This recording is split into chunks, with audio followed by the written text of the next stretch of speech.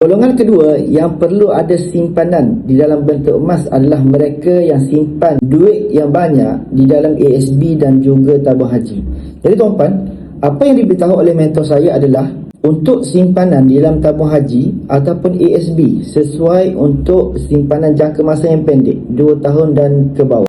Adapun tuan-tuan, untuk simpanan jangka masa yang panjang sesuai di dalam bentuk emas fizikal macam ini.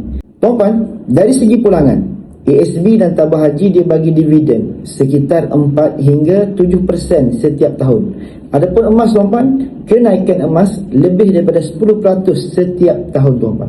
Dan ada tahun yang kenaikan harga emas lebih daripada 40%, lebih daripada 50%.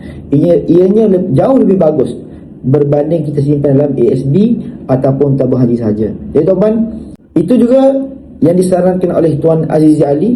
Anda kata tuan-tuan ada duit yang tak nak guna dalam tempoh masa 2 tahun ke bawah, duit tersebut tukar sahaja ke dalam bentuk emas macam ni. Sebab apa tuan-tuan? Duit ada inflasi. Adapun apabila kita simpan dalam bentuk emas, emas dia kalis inflasi dan nilai dia makin lama makin naik.